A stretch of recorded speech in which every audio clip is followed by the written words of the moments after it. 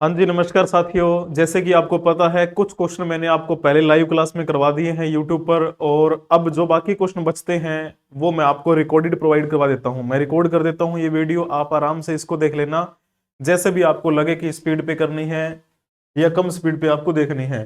तो ये मैंने लिखा था, और उसके बाद मैंने आपको बताया कि नेटवर्क इशू हो गया जिसकी वजह से हम क्लास कंटिन्यू नहीं कर पाएंगे। तो अभी मैं इसको प्रोवाइड करवा देता हूँ आपको एज ए रिकॉर्डेड वीडियो, ठीक है। तो मैंने आपसे क्वेश्चन पूछा था, बताओ भाई, हाल ही में काशी और तमिलनाडु के बीच सदियों पुराने संबंधों को मजबूत करने के उद्देश्य से आयोजित काशी तमिल संगमम का कौन सा संस्करण 2 दिसंबर 2025 को प्रारंभ हुआ? Dash edition of Kashi Tamil Sangamam organised to strengthen the centuries old ties between Kashi and Tamil Nadu began on December 2, 2025।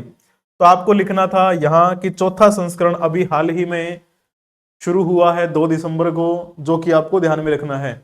और एक क्वेश्चन इसी के साथ साथ लगते हुए आप मुझे बता देंगे, हालांकि मैंने यहाँ पर नंबरिंग नहीं डाली है, ठीक है, ये एक्स्ट्रा क्वेश्चन है।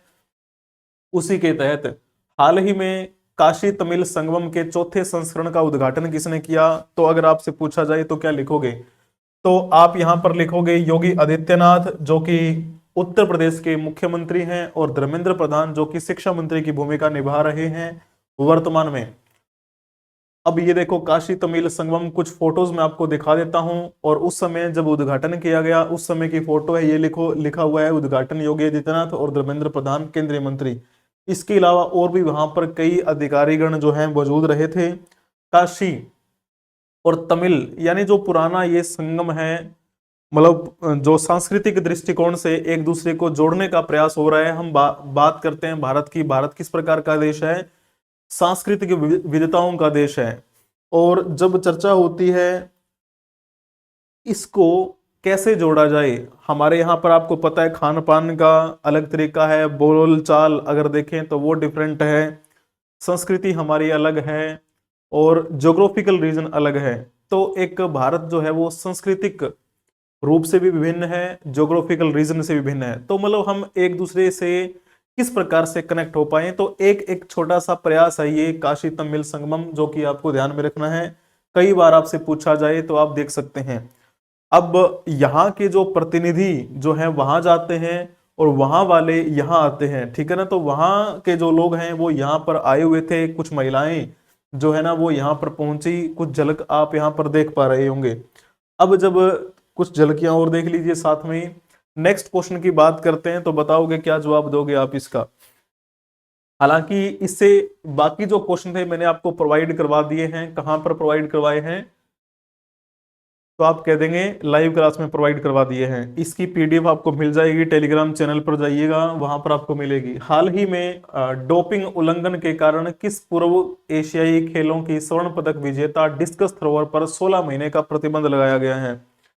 तो जल्दी जल्दी से मुझे बताते चलेंगे, क्या आप इसका जवाब देंगे?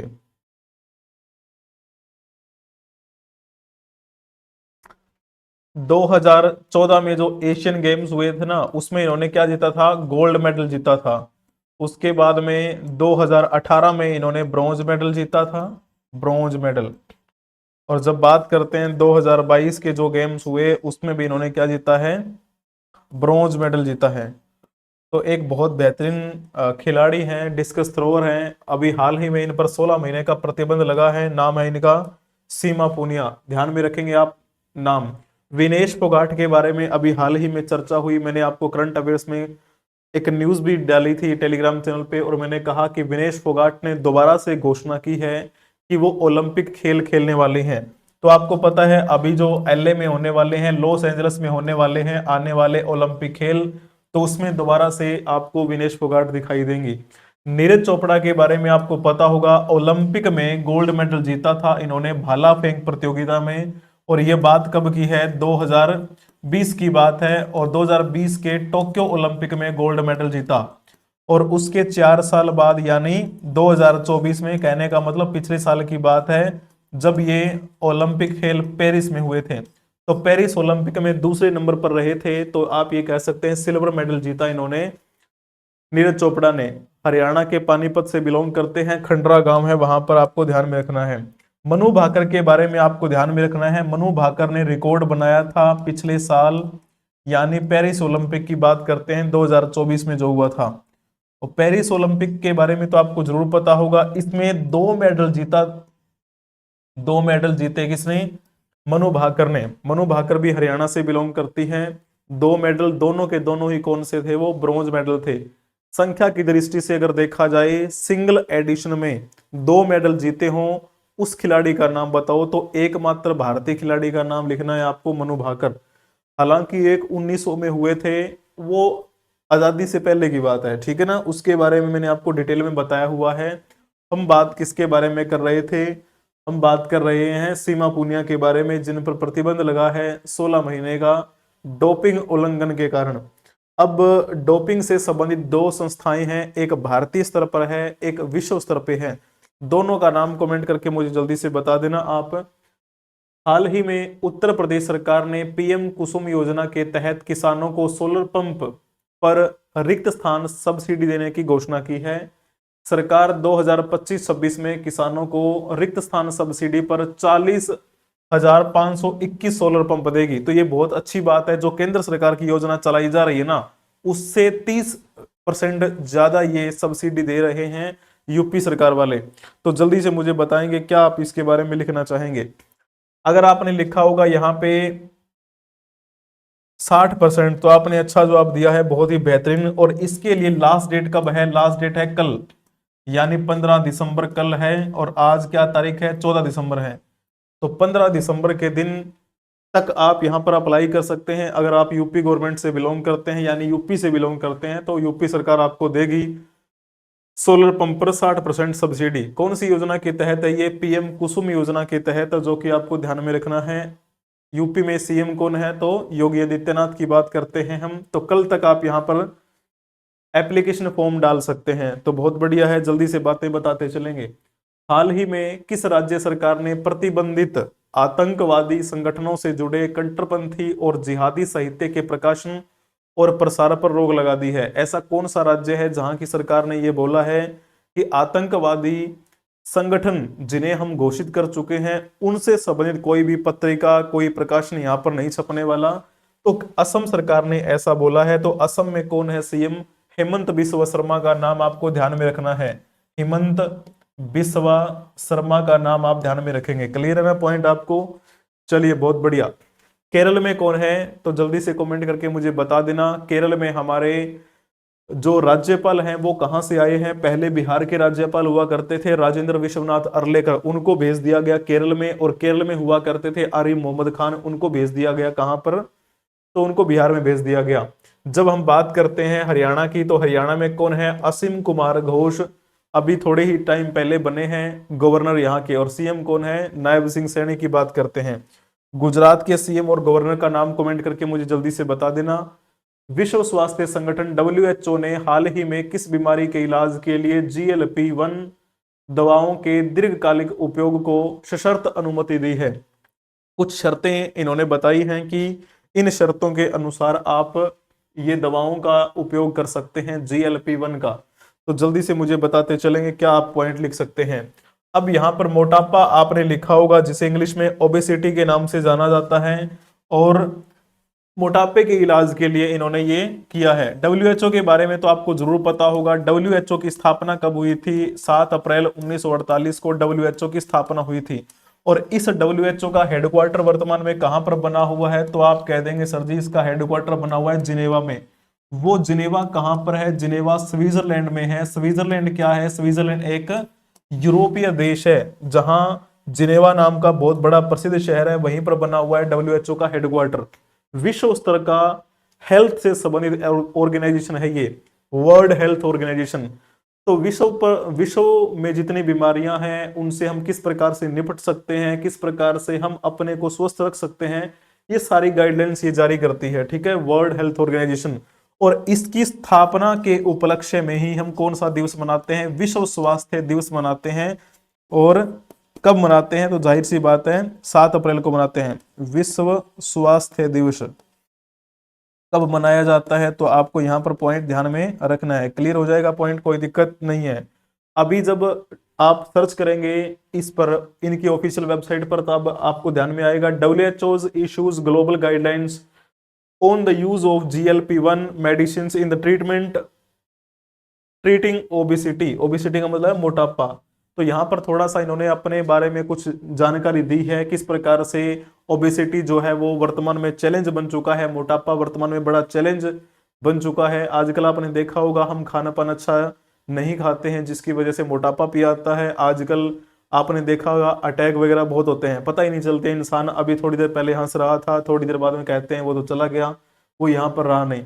तो इस प्रकार से ये चीजें जो है ना समझने वाली हैं। और यहाँ पर GLP का मतलब क्या है, यहाँ पर देखो ग्लूकेगोन लाइक पेप्टाइड 1 इसको बोल देते हैं। तो इसका यूज यहाँ पर हम किस प्रकार से करेंगे, तो इसकी फर्स्ट गाइडलाइन जो है आप इस पर क्लिक करके सर्च कर सकते हैं इनकी ऑफिशियल वेबसाइट पर। ठीक है, थोड़ा इन्होंने बता भी रखा है कि obesity affects people in every country. सभी देशों में जो मोटापा है वो बड़ा, आप कह सकते हैं, प्रभाव डालता है। लगभग अगर देखेंगे विश्व स्तर पे देखोगे तो आप 2024 में 3.7 मिलियन लोग जो हैं वो मृत्यु को प्राप्त हो गए थे इस मोटापे की वजह से। तो ये मोटापा बड़ी गंभीर बीमारी है, इसको हल्के में नहीं लेना चाहिए। Without decisive action the number of peoples with obesity is projected to double by 2030। अगर हमने अभी भी प्रयास नहीं किया ना तो 2030 तक ये मोटापे वाली संख्या जो है वो दुगनी हो जाएगी। ठीक है, तो ये बहुत समझने वाली बात है। और पूरे विश्व में अगर देखोगे तो 1 बिलियन पीपल जो हैं वो इस ओबेसिटी से प्रभावित हैं। और ये तो मृत्यु का आंकड़ा बताया है, 2030 तक की मृत्यु जो है वो डबल हो जाएगी। 3.7 है तो यहाँ पर देखो लगभग दुगनी हो जाएगी यहाँ पे। और ये सितंबर 2025 की बात है, इन्होंने कुछ बातें बताई थी कि किस प्रकार से आप यहाँ मैनेज कर सकते हैं, है ना। तो ये इसको थोड़ा आप अच्छे से पढ़ भी सकते हैं। चलो जी, बहुत बढ़िया है। अब नेक्स्ट क्वेश्चन की बात करते हैं, बताते चलोगे, ज्यादा समय आपका नहीं लेंगे। हालांकि मुझे 50 क्वेश्चन करवाने हैं, जैसे मुझे वादा किया था मैंने आपसे। हाल ही में मुख्यमंत्री कन्या विवाह योजना, जिसके तहत आर्थिक रूप से कमजोर वर्गों की महिलाओं को 51,000 रुपए की सहायता दी जाएगी, ये किस राज्य के द्वारा शुरू की गई है। जी हाँ, बहुत बढ़िया चल रहा है, कोई दिक्कत नहीं है। ओडिशा आपको लिखना है यहाँ पे। ओडिशा की सरकार जो है उन्होंने ऐसी घोषणा की है कि जो भी गरीब परिवार की महिलाएं हैं उनको सहायता दी जाएगी 51,000 रुपए, ताकि उनकी शादी अच्छे से हो जाए। नाम भी क्या है इसका, मुख्यमंत्री कन्या विवाह योजना, यानी कन्याओं का जो विवाह होगा उससे संबंधित एक योजना है, ओडिशा की सरकार द्वारा चलाई गई है। ओडिशा में सीएम कौन है, मोहन चरण मांझी हैं। और वहां पर 2 डिप्टी सीएम हैं, दोनों डिप्टी सीएम के नाम कमेंट करके बता देना। हाल ही में मिसाइल वुमेन ऑफ इंडिया के नाम से प्रसिद्ध वैज्ञानिक रिक्त स्थान को 2025 में पोलोस मार ग्रेगोरियोस अवार्ड से सम्मानित किया गया है। तो ये जो सम्मान है आपको ध्यान में रखना है, किसको दिया गया है, पोलोस मार ग्रेगोरियोस अवार्ड इन 2025। तो आप कह देंगे डॉक्टर टेसी थॉमस का नाम लिखोगे आप, डॉक्टर टेसी थॉमस भारत की ही हैं। बाकी जब हम बात करते हैं ऑप्शन की, ये सबसे आपको विजय लक्ष्मी पंडित के बारे में आपको पता होगा, पंडित जवाहरलाल नेहरू की बहन थी, UNGA, पंडित जवाहरलाल नेहरू की बहन, जो कि UNGA की पहली महिला अध्यक्ष बनी। यूनाइटेड नेशन जनरल असेंबली, संयुक्त राष्ट्र महासभा की पहली महिला अध्यक्ष होने का श्रेय किसको दिया जाता है, तो आप कहेंगे विजय लक्ष्मी पंडित का नाम। शेफाली वर्मा जो है किससे संबंधित है, क्रिकेट से संबंधित है, इंटरनेशनल क्रिकेट में ये खेलती हैं शेफाली वर्मा, हमारे हरियाणा के रोहतक से बिलोंग करती हैं। अभी हम किसके बारे में बात कर रहे थे, ये हैं जिनको वो सम्मान दिया गया है, आउटस्टैंडिंग कंट्रीब्यूशन रहा है इनका in the field of women empowerment and space and missile technology. इसी वजह से इनको ये सम्मान मिला है। कौन सा सम्मान है, पोलोस मार ग्रेगोरियोस अवार्ड इनको मिला है। चलो जी, नेक्स्ट क्वेश्चन की बात करते हैं, बिना देरी किए हुए बताते चलेंगे। हाल ही में 33वें दक्षिणी पूर्वी एशियाई खेल, यानी जिसे हम SEA गेम्स के नाम से जानते हैं, इसका मतलब क्या है, साउथ ईस्ट एशियन गेम्स 2025। तो आधिकारिक रूप से कौन से देश में ये शुरू हुए हैं खेल, जल्दी से मुझे कमेंट करके बता सकते हैं, बहुत सिंपल है। अगर आपने लिखा होगा यहाँ पर थाईलैंड का नाम, तो बहुत अच्छा जवाब दिया है, थाईलैंड में शुरुआत हुई है इनकी। ये देखो थाईलैंड 2025, ये उद्घाटन जो हुआ था ना उसकी समय की फोटो है, कुछ आपको समझ में आ रही होगी। अब यहाँ पर देखो कुछ इस प्रकार का विहंगम नजारा देखने को मिला जब इसका ये उद्घाटन यहाँ पर हुआ था। ये देखो किस प्रकार से लोग दौड़ते हुए दिखाई दे रहे हैं, लाइटनिंग के माध्यम से उनको प्रदर्शित किया गया है। बहुत बढ़िया। जब आप जाएंगे इनकी ऑफिशियल वेबसाइट पर SEA गेम्स 2025, तब आपको पता चलेगा ये जो गेम्स है 9 दिसंबर को शुरू हुए थे और 20 दिसंबर तक चलेंगे। आज क्या तारीख है? 14 दिसंबर है, अभी भी 6 दिन बाकी हैं। ठीक है ना। बैंकॉक जो है वहां पर ये शुरू हुए। एक वहां पर स्टेडियम बना हुआ है, बहुत बड़ा प्रसिद्ध स्टेडियम है। उस स्टेडियम के बारे में मैंने आपसे क्वेश्चन पूछा था, और वो स्टेडियम कहाँ है? तो मैंने 3-4 ऑप्शन आपको दिए थे। टेलीग्राम चैनल विजय भारत सर सर्च कर लीजिए, विजय भारत सर ऑफिशियल, तब आपको वहां पर मिल जाएंगे। नेक्स्ट क्वेश्चन की बात करते हैं। बताओगे हाल ही में किस यूनिवर्सिटी ने अपना खिताब सफलतापूर्वक बरकरार रखते हुए खेलो इंडिया यूनिवर्सिटी गेम्स 2025 की चैंपियनशिप जीतकर ओवरऑल चैंपियन बनने का गौरव प्राप्त किया है? जल्दी जल्दी से मुझे बता देंगे, क्या लिखोगे जवाब इसका? बताइए जल्दी से। अगर आपने लिखा होगा यहाँ पर नाम चंडीगढ़ यूनिवर्सिटी, तो आपने अच्छा जवाब दिया है। चंडीगढ़ यूनिवर्सिटी ने ये जीत हासिल की है अब की बार। और ये जो खेलो इंडिया यूनिवर्सिटी गेम्स हुए ना, ये कौन सा संस्करण था अब की बार का? तो आप कह सकते हैं कि सर जी ये तो अब की बार 5th एडिशन हुआ था इस खेलो इंडिया यूनिवर्सिटी गेम्स का। और अब की बार जीत किसने हासिल की है? तो आप ये कह सकते हैं चंडीगढ़ यूनिवर्सिटी ने। तो आप ये बोलेंगे कि लगातार दूसरी बार जीत हासिल की है। पिछली बार भी कौन जीता था? चंडीगढ़ यूनिवर्सिटी टॉप पर रही थी। तो ये लगातार दूसरी बार है कि ओवरऑल चैंपियन बना है चंडीगढ़ यूनिवर्सिटी। अब जब हम बात कर रहे होते हैं बाकी यूनिवर्सिटी के बारे में, यानी टॉप 3 की बात कर लेते हैं, तो चंडीगढ़ यूनिवर्सिटी टॉप पर रही जिसके पास 67 मेडल्स आए हैं। लेकिन यहां पर संख्या के दृष्टिकोण से देखोगे तो LPU यानी लवली प्रोफेशनल यूनिवर्सिटी जो है उसके मेडल ज्यादा हैं। तो यहाँ के विद्यार्थियों ने ज्यादा मेडल जीते। लेकिन गोल्ड मेडल की मान्यता होती है, तो सबसे ज्यादा गोल्ड किसके पास है? यहाँ पर 42 गोल्ड हैं, और इनके पास 32 गोल्ड्स हैं, यानी 10 गोल्ड कम आए इनके पास। तो संख्या बेशक ज्यादा हो, लेकिन गोल्ड मेडल की अहमियत है। उसके बाद फिर सिल्वर मेडल की किसके पास वो है, उसके बाद ब्रॉन्ज मेडल आते हैं। तो इस प्रकार से कैटेगरी डिसाइड होती है कि फर्स्ट कौन, सेकंड कौन, थर्ड कौन। GNDU की बात करते हैं, यानी गुरु नानक देव यूनिवर्सिटी जो है, इनके पास भी 32 जो है गोल्ड मेडल आए अब की बार। तो इनके पास वैसे संख्या देखोगे तो 72 मेडल्स। ठीक है, चलो जी नेक्स्ट क्वेश्चन की बात करते हैं। हाल ही में FIFA federation international day football association ने अपना पहला शांति पुरस्कार किसे प्रदान किया? ये न्यूज़ बड़ी ट्रेंड में रही थी। आपको पता होगा इसके अध्यक्ष जो हैं फीफा के, उन्होंने ही सम्मानित किया है डोनाल्ड ट्रंप को। डोनाल्ड ट्रंप के बारे में आपको पता होगा, डोनाल्ड ट्रंप बार बार कहते हैं कि मैं शांति दूत हूं, मैंने ये युद्ध मतलब बैन करवाए हैं, बंद करवाए हैं। भारत और पाकिस्तान का भी मैंने वो मुद्दा जो था वो सुलझाया था। लेकिन भारत ने नकारा है हर बार कि ऐसा कुछ नहीं हुआ, ये ऐसे बोल रहे हैं। तो राष्ट्रपति ट्रंप को मिला प्रथम फीफा शांति पुरस्कार। ये अपना इंडिया न्यूज जो है उनकी तरफ से फोटो जारी की गई थी, तो मैंने वही फोटो दिखाई है। बाकी कोई HD फोटो मुझे मिले नहीं, इसलिए मैंने आपको नहीं दिखाई। ठीक है, पॉइंट आपको क्लियर हो जाना चाहिए। जब आप इनकी ऑफिशियल वेबसाइट को सर्च करोगे तो ऐसा इंटरफेस आपको दिखाई देगा, फीफा वर्ल्ड कप 2026। तो इसके लिए कब से कब तक आपको ये फीफा वर्ल्ड कप देखने को मिलेगा? यहाँ पर आप पहले ये देखिए कि रैंकिंग में महिलाएं कौन से स्थान पर है और जो पुरुष हैं वो कौन से स्थान पर हैं। तो मेंस की बात करते हैं, वर्ल्ड रैंकिंग में कौन सा देश पहले है? स्पेन, उसके बाद अर्जेंटीना, फ्रांस, इंग्लैंड, ब्राजील।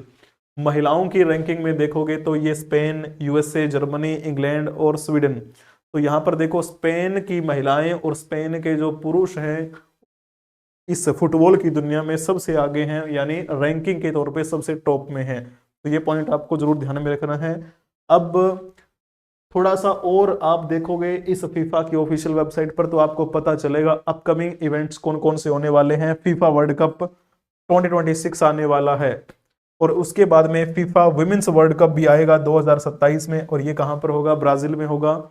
और फीफा अरब कप कतर 2025 ये भी आने वाला है। तो ये तीनों के तीनों अपकमिंग इवेंट्स इन्होंने अपनी ऑफिशियल वेबसाइट पर दिखा रखे हैं, जो कि मैंने आपको दिखा दिया। फीफा की स्थापना कब हुई थी? कमेंट करके मुझे जल्दी से बता भी सकते हैं, आसानी से आपको पता चल जाएगा। हाल ही में भारतीय नौसेना रिक्त स्थान 2025 को मनाया गया। जल्दी से बता सकते हैं नौसेना दिवस कब मनाया जाता है? आपको एक ध्यान में आता होगा 1971 में भारतीय नौसेना ने एक ऑपरेशन चलाया था, ऑपरेशन ट्राइडेंट, है ना, शायद आपको ध्यान में होगा। ऑपरेशन ट्राइडेंट के तहत क्या किया था, भारतीय नौसेना ने पाकिस्तानी नौसेना को हराया था, और भारतीय नौसेना की आप कह सकते हैं ये बड़ी बहादुरी वाली जीत थी। और इसी उपलक्ष्य में 4 दिसंबर को मनाया जाता है भारतीय नौसेना दिवस, जो कि अब की बार भी मनाया गया था। भारतीय नौसेना में अपने जो अधिकारी हैं, मुख्य अधिकारी कौन है, कमेंट करके उनका नाम बता सकते हैं क्या, जल्दी से बता दोगे? तो उनका नाम है दिनेश के त्रिपाठी, दिनेश के त्रिपाठी। और ये कौन से नंबर के थल सेना, सॉरी, अपने जल सेना अध्यक्ष की भूमिका निभा रहे हैं? वैसे बोले तो आप कह सकते हैं नौसेना अध्यक्ष की भूमिका निभा रहे हैं दिनेश के त्रिपाठी। कौन से नंबर के नौसेना अध्यक्ष हैं, कमेंट करके मुझे जल्दी से बता देना। थल सेना अध्यक्ष कौन है, उपेंद्र द्विवेदी हैं। और वायुसेना अध्यक्ष कौन है, तो नाम किसका ध्यान में रखोगे, एपी सिंह का नाम आप ध्यान में रखोगे। पॉइंट क्लियर हो जाएगा आपको, आप कहेंगे जी हाँ बिल्कुल। ये किस प्रकार से हम देखते हैं कि नौसेना हमारी रक्षा करती है, समुद्री सुरक्षा जो है इन्हीं के जिम्मे रहती है। तो ये देखो 6-6 महीने तक घर नहीं आते, तो इनकी आप कह सकते हैं प्रतिबद्धता को सलाम करना चाहिए। इंडियन नेवी जो है उनके द्वारा इंडियन नेवी डे सेलिब्रेशन जो है वो देखने को मिला था। यहाँ पर देख सकते हैं संबंध एवं संवाद, ये इनकी थीम रही थी अब की बार की जब इन्होंने ये दिवस मनाया था। और ये कुछ झलकियां और अभी आप यहाँ पर देख पा रहे होंगे।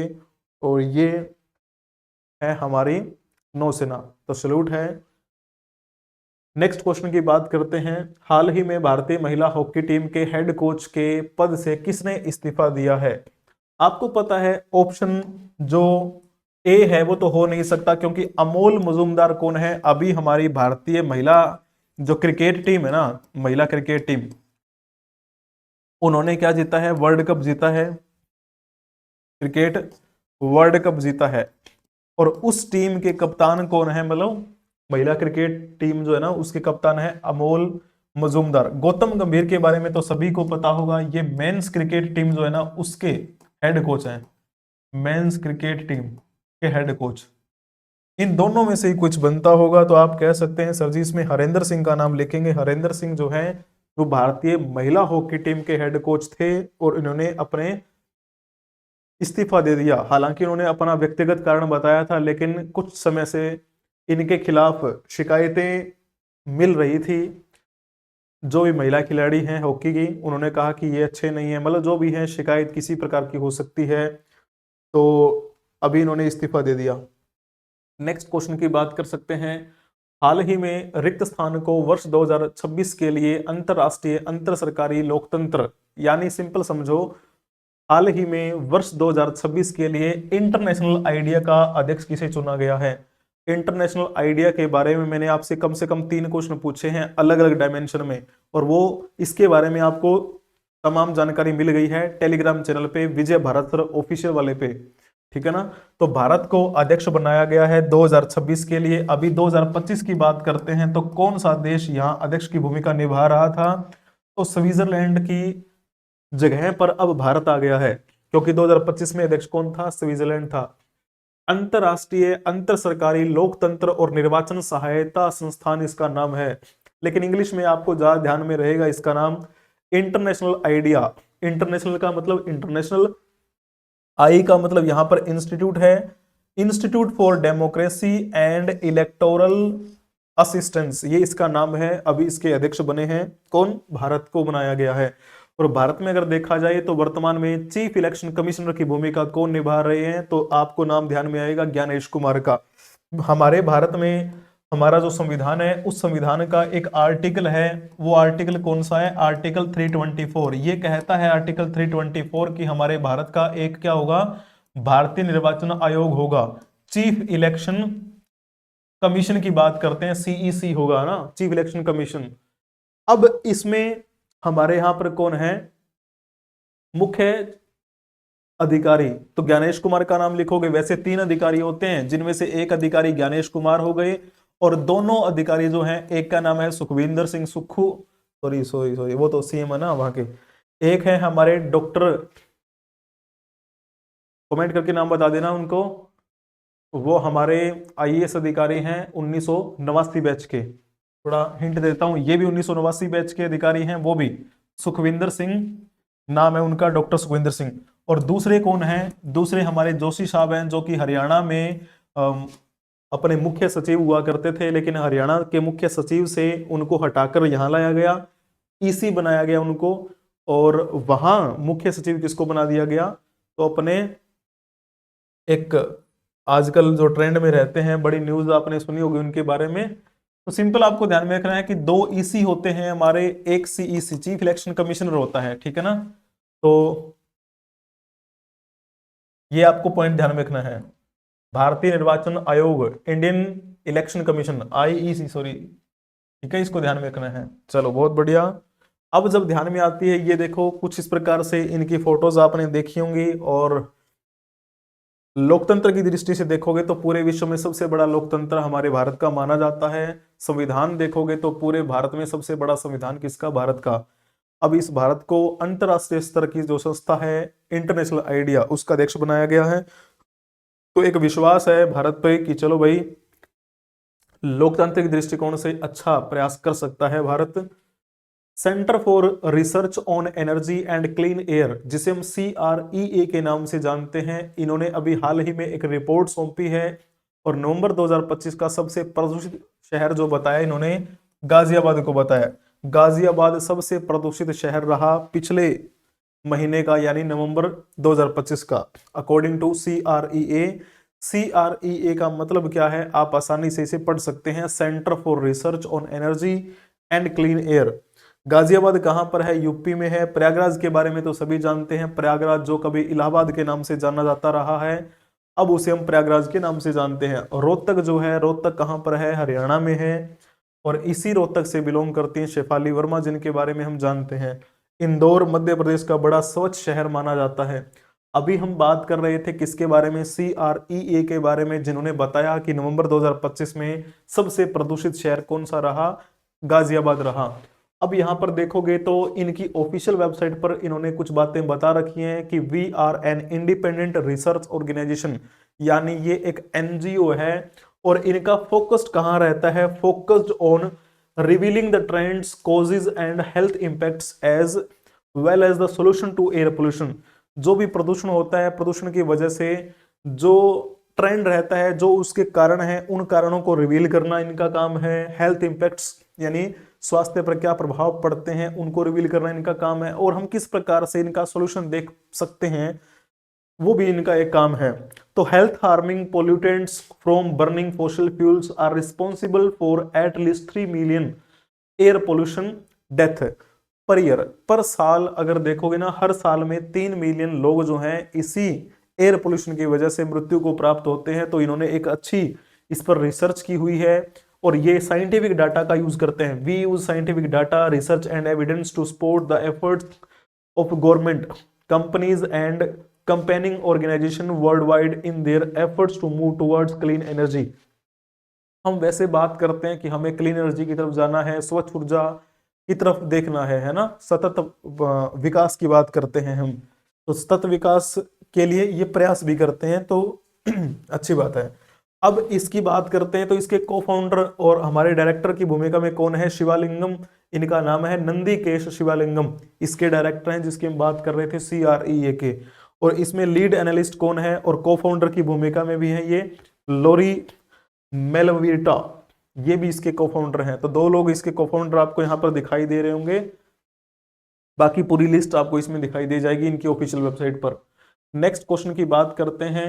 हाल ही में रिक्त स्थान की ताइक्वांडो खिलाड़ी रूपा बायर नवीनतम विश्व रैंकिंग में सर्वश्रेष्ठ 8वें स्थान पर पहुंची है और भारत की पहली ये महिला ताइक्वांडो खिलाड़ी बनी है। आपको पता है जब हम बात करते हैं हमारे भारत की तरफ से कोई ताइक्वांडो खिलाड़ी हो और वो 8वीं रैंकिंग तक पहुंच गई, आज तक 8वीं रैंकिंग तक कोई नहीं पहुंचा, पहली भारतीय ताइक्वांडो खिलाड़ी हैं ये। और ये अरुणाचल प्रदेश से बिलोंग करते हैं, रूपा बायर, जिनके बारे में आपको ध्यान में रखना है। नाम फोटो भी मैंने आपको दिखा दी ताकि आपको याद रहे। समय कम है इसलिए मैं आपको जल्दी जल्दी में करवा रहा हूं। मुझे पता है आप बाद में बोर होने लग जाते हैं। लाइव क्लास होती तो मैं इसको और डीपली एक्सप्लेन करता, जैसे कि आपको मैं हर बार करवाता हूं।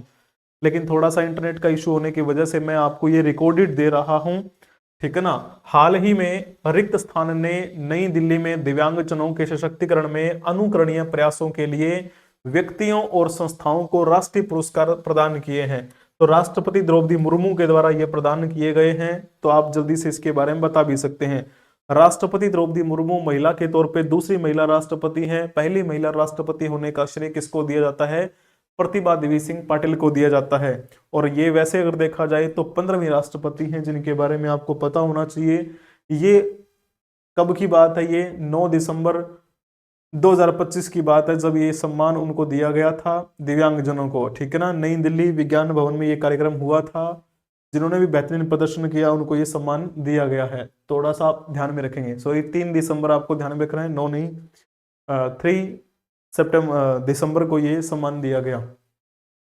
हाल ही में बाल विवाह मुक्त एक पहल जो है वो उसका 1 साल पूरा हो गया है, और उसके 1 साल पूरा होने के उपलक्ष्य में हमारा एक मंत्रालय है जिसे महिला और बाल विकास मंत्रालय के नाम से जानते हैं। इस मंत्रालय ने 100 दिन का जागरूकता अभियान शुरू किया है। तो बाल विवाह मुक्त भारत की शुरुआत कब हुई थी आप मुझे कमेंट करके बता देना।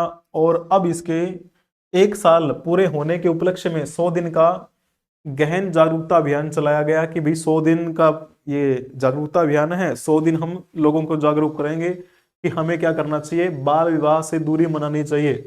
बाल विवाह अपराध है।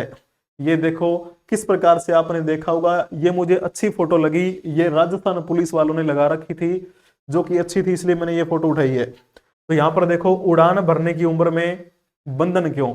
अब देखो यहाँ पर ये जो चेहरा है कोई ज्यादा डिफरेंस थोड़ी है, सेम फोटो है, बस इतना ही अंतर है कि ये स्कूल जाने की उम्र है और हम शादी ब्याह करके भेज देते हैं लड़की को, तो ये गलत है। विवाह जो है ना एक टाइम के अकॉर्डिंग अच्छा लगता है। बाल विवाह बचपन की मासूमियत को रोन देता है। बच्चों के लिए भविष्य चुने, जीवन साथी नहीं।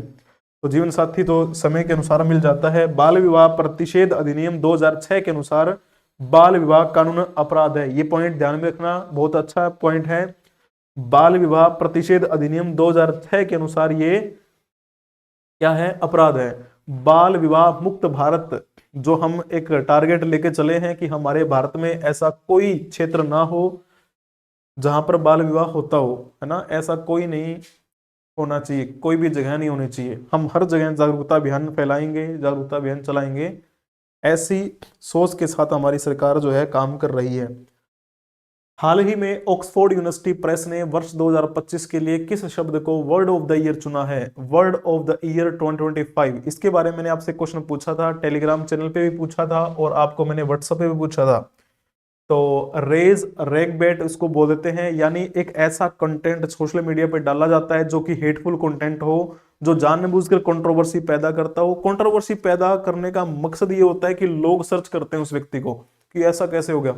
फिर लोग जब सर्च करते हैं तो सर्च करेंगे तो पैसा आएगा, व्यूज आएंगे, पैसा आएगा, है ना, मनी ज्यादा होगी। तो लोगों को मतलब इतना है कि पैसा आना चाहिए, बाकी नेगेटिव हमें पीआर लेनी है, पॉजिटिव पीआर लेनी है, इससे कोई मतलब नहीं है। भी लोग हमें देखें बस किसी भी वे में। लोग आपको पता है किस वाहियात हरकत तक जा सकते हैं आजकल, आपने ये ट्रेंड देखा होगा इंस्टाग्राम पे, है ना। तो नेक्स्ट क्वेश्चन की बात करते हैं। बहुत बढ़िया।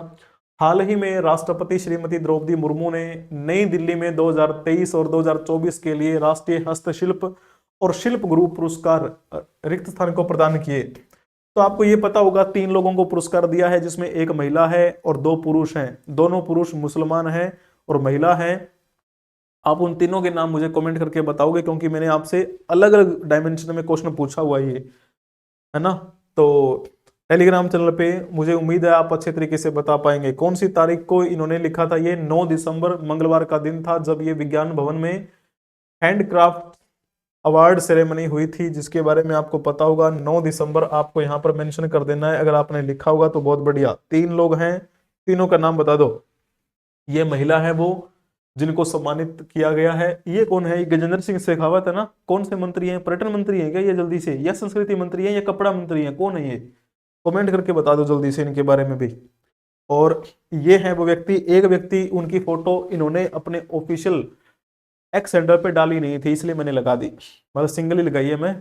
चलो जी, बॉम्बे नेचुरल हिस्ट्री सोसाइटी जो है ना, वो क्या करेगी, वो जनवरी 2026 में 6 गंभीर रूप से जो लुप्त प्राय गिद्ध हैं उनको छोड़ने वाली है। कहां पर छोड़ेगी वो छोड़ेगी अपने असम में छोड़ने वाली है। और ये जो गंभीर लुप्त प्राय गिद्ध है ना, यानी बहुत ही क्रिटिकल, मतलब इंडेंजर्ड वल्चर्स हैं ये। तो ये आप कह सकते हैं इनकी तीखी चोंच है, तीखी लंबी चोंच वाले गिद्ध हैं ये, लंबी चोंच वाले गिद्ध हैं। अच्छा काम कर रहा है ये बॉम्बे नेचुरल हिस्ट्री सोसाइटी, और आजादी से पहले इसकी स्थापना हुई थी और आज भी ये काम कर रहा है। ये वहां पर गिद्ध छोड़ने वाली हैं। 6 में से आपको पता होगा 3 नर होंगी, 3 नर गिद्ध होंगे और 3 मादा गिद्ध होंगे। और जब हम बात कर रहे होते हैं बॉम्बे नेचुरल हिस्ट्री के बारे में, बॉम्बे नेचुरल हिस्ट्री सोसाइटी के बारे में, तो आप इनके बारे में सर्च करते हैं ना, तो गूगल पर इनकी ऑफिशियल वेबसाइट खुलकर आ जाती है। वहां पर लिखा हुआ है सिंस 142 ईयर्स, यानी 142 सालों से काम कर रहा है ये संगठन, ये संस्था। और यहां पर आप बिकम ए मेंबर, आप इसके मेंबर कैसे बन सकते हैं, वो लिखा हुआ है रिपोर्ट ए टैग्ड बर्ड, यानी जो टैग की गई बर्ड्स है ना उनकी लिस्ट दी गई है यहाँ पे। एनुअल कैलेंडर है इनका, आप पढ़ सकते हैं यहाँ पर। ऑनलाइन लाइब्रेरी कैटलॉग में आप इनके बारे में बहुत सारी जानकारी हासिल कर सकते हैं।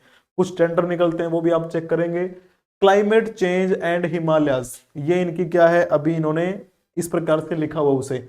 अबाउट अस में जाओगे तो आपको पता चलेगा यहाँ पर क्या लिखा है, the Bombay natural history society BNHS a pan India wildlife research organisation, यानी ये क्या है, पूरे भारत में काम करता है, वाइल्ड लाइफ रिसर्च ऑर्गेनाइजेशन है। Has been promoting the cause of nature conservation since 1883, 1883 से लगातार ये संगठन काम कर रहा है। इसके यानी इसकी स्थापना के 2 साल बाद आपको पता है 1885 में भारतीय राष्ट्रीय कांग्रेस की स्थापना हुई थी, जिसके बारे में हम पढ़ा करते हैं, A.O. ह्यूम के नेतृत्व में, है ना। वो आपको पता होगा, इसका पहला अधिवेशन मुंबई में हुआ था, और ये भी जो स्थापना है ये भी मुंबई में हुई थी, ये भी मुंबई में और वो भी मुंबई में। ठीक है, तो ये पॉइंट आपको थोड़ा सा ध्यान में रखना है। इसके मिशन के बारे में आप पढ़ोगे तो पता चलेगा, कंजर्वेशन ऑफ नेचर, यानी प्रकृति का संरक्षण, primarily biological diversity through action based on research, education and public awareness. तो रिसर्च भी करते हैं ये, एजुकेशन फैलाकर, लोगों में जागरूकता फैलाकर किसी न किसी मायने में हम प्रकृति का संरक्षण कर पाए, ये इनका उद्देश्य है। और बायोलॉजिकल डाइवर्सिटी जो है वो बनी रहनी चाहिए, ये इनका एक उद्देश्य है। इसका विजन आप देख सकते हैं, इन्होंने लिखा है कि प्रीमियर इंडिपेंडेंट साइंटिफिक ऑर्गेनाइजेशन है ये, और अच्छे तरीके से काम कर रहा है। जो भी हैबिटेट्स हैं, स्पीसीज हैं जो थ्रेटन्ड हैं, उनको बचाने का इनका काम है। एक्सेलिंग इन कंजर्वेशन। नेक्स्ट की बात करते हैं, बताओगे जल्दी जल्दी से, हाल ही में किस भारतीय सांस्कृतिक धरोहर को, हाल ही में किस भारतीय सांस्कृतिक त्योहार को यूनेस्को की ICH की प्रतिनिधि सूची में शामिल किया गया है। यूनेस्को की ICH की प्रतिनिधि सूची का मतलब क्या हुआ, इसका मतलब ये हुआ कि यूनेस्को की एक मानवता की अमूर्त सांस्कृतिक विरासत की एक सूची बनती है, उसमें भारत का त्योहार जो है ना दीपावली, उसे इंक्लूड किया गया है। तो भारत के लिए बहुत अच्छी बात है ये। और इसके बारे में मैंने आपको करंट अफेयर्स वाली जो न्यूज वाला सेक्शन होता है ना, एड्यूरो ऑफिशियल पे, उस पे सर्च करना, आपको मिल जाएगा, डिटेल में मैंने बताया हुआ है। ठीक है, इस प्रकार से आपने देखा होगा, जब हम दिवाली का त्योहार मनाते हैं, दिवाली का त्योहार बनाने की परंपरा हमारे यहाँ कैसे शुरू हुई, वो आपको पता है। दीपक जलाए जाते हैं, किस प्रकार से एक जगमग रोशनी आपको हर जगह दिखाई देती है रात्रि के समय में, छोटी दिवाली, बड़ी दिवाली, है ना। तो हमने थोड़े दिन पहले ये मनाई। तो अभी ये यूनेस्को की बात करते हैं। यूनेस्को की मानवता की अमूर्त जो विरासत अपनी सूची है, उसमें इसे शामिल किया गया है। यूनेस्को का हेडक्वार्टर कहां पर है, आप कहेंगे फ्रांस में है, फ्रांस की राजधानी पेरिस में हेडक्वार्टर है यूनेस्को का। यूनेस्को की फुल फॉर्म क्या है, United Nation Educational Scientific Cultural Organisation. ठीक है ना, तो पॉइंट आपको ध्यान में रखना है।